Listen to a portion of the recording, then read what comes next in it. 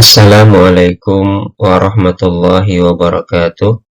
Bismillahirrahmanirrahim. Alhamdulillahirabbil alamin wassalatu wassalamu ala asrafil anbiya'i wal mursalin sayyidina wa maulana Muhammadin wa ala alihi wa sahbihi ajma'in. Sahabat-sahabat sekalian yang berbahagia, kembali berjumpa dengan saya di channel Fakhru Zaini Al-Alabi. Insyaallah pada kesempatan ini saya akan menjawab pertanyaan dari sahabat kita di channel Fakhru Zaini Al-Alabi yang menanyakan tentang perhitungan pembagian harta warisan apabila ahli warisnya adalah ibu, istri, 4 orang anak laki-laki dan 3 orang anak perempuan. Baik, langsung saja kita belajar ilmu faraid. Dasar hukumnya adalah aqsimul mala baina ahlil faraidi ala kitabillah.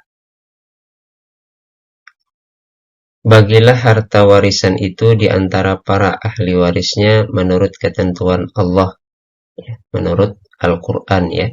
Hadis riwayat Muslim dan Abu Daud. Nah, kasusnya adalah suami meninggal dunia, meninggalkan ibu, seorang istri, 4 orang anak laki-laki, dan 3 orang anak perempuan, serta meninggalkan harta warisan. Lalu, bagaimanakah perhitungan pembagian harta warisan tersebut? Alhamdulillah sudah saya hitungkan ya. Untuk itu, mari kita belajar bersama-sama.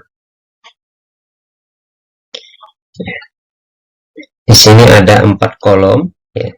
Ada kolom ahli waris, kemudian ada kolom bagian, kemudian ada kolom asal masalah atau KPK, kemudian ada kolom hasil ya. Baik, kita masuk kepada kolom ahli waris ya. Ahli waris adalah ibu ya. Ibu adalah ashabul furud, yaitu orang yang sudah ditentukan bagiannya di dalam Al-Quran ya. Apabila ada anak ya, maka ibu mendapatkan bagian 1/6 daripada harta warisan ya. Kemudian istri ya, istri juga ashabul furud ya. Orang yang sudah ditentukan bagiannya dalam Al-Quran, apabila ada anak, maka istri mendapatkan bagian 1/8 daripada harta warisan. Adapun 4 orang anak laki-laki dan 3 orang anak perempuan, ya, mereka memperoleh bagian sebagai asobah atau sisa. Ya. Asobah adalah orang yang tidak ditentukan bagiannya. Ya. Jadi ketika ashabul furud itu sudah ditentukan, asobah ini tidak ditentukan ya. Pada umumnya adalah dari kalangan laki-laki ya. Kemudian apabila dia bersama-sama dengan perempuan, maka perempuan itu juga ikut menjadi asobah bersama-sama dengan dia.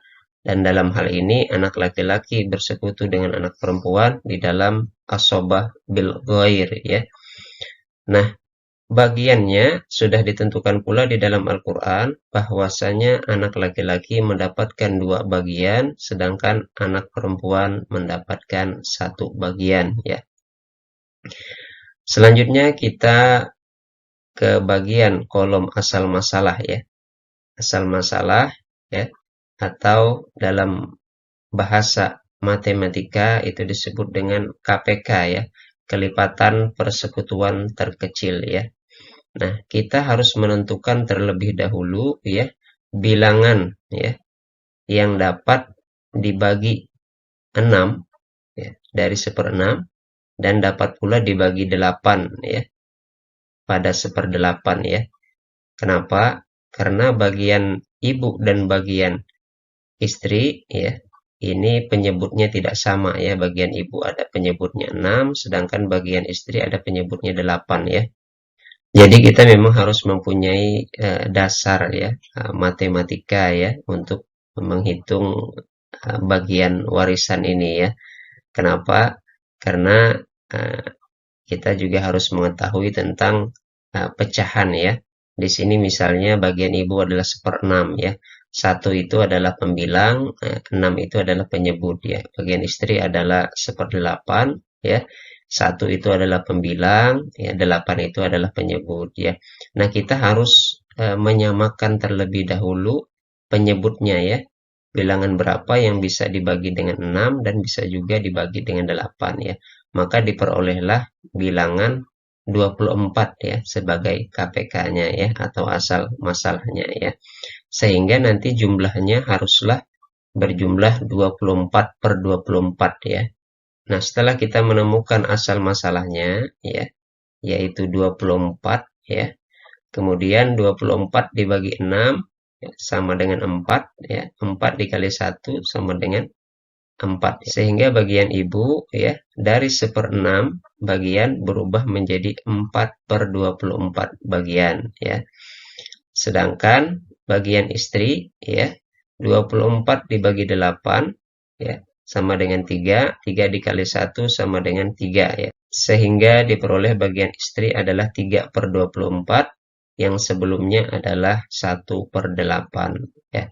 Nah, kita jumlahkan bagian ibu dan bagian istri ya. 4/24 ditambah 3/24 sehingga berjumlah 7/24 ya. Maka ada sisa yaitu 17/24 ya. Inilah bagian 7 orang anak ya. Nah, sudah disebutkan tadi bagian anak laki-laki adalah 2 bagian, sedangkan bagian anak perempuan adalah 1 bagian ya. Sehingga ya 2 bagian dikali 4 orang anak laki-laki menjadi 8 ya. 1 bagian dikali 3 orang anak perempuan menjadi 3 ya. Sehingga 8 ditambah 3 menjadi 11 bagian ya. Oleh karena itu kita bagi terlebih dahulu ya. 17/24 ya. Bagian 7 orang anak tadi ya dibagi 11 ya. Sehingga satu bagiannya adalah 17/264 ya. Nah, di sini ya penyebutnya sudah berubah ya jadi 24 menjadi 264 ya. Maka kita harus menyamakan terlebih dahulu penyebutnya ya. Sehingga penyebutnya harus disamakan semuanya menjadi 264 ya. Baik, kita masuk ke kolom hasil ya. Nah, di sini kita harus mencari suatu bilangan ya, yang ketika dikalikan dengan 24 ya, asal masalah yang pertama ya, maka menghasilkan 264 ya. Maka kita bagi 264 dibagi 24 ya sehingga ditemukan bilangan 11 ya.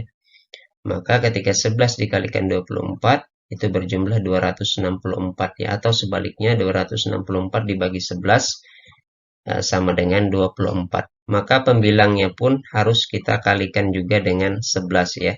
Sehingga 4 dikali 11 sama dengan 44 ya.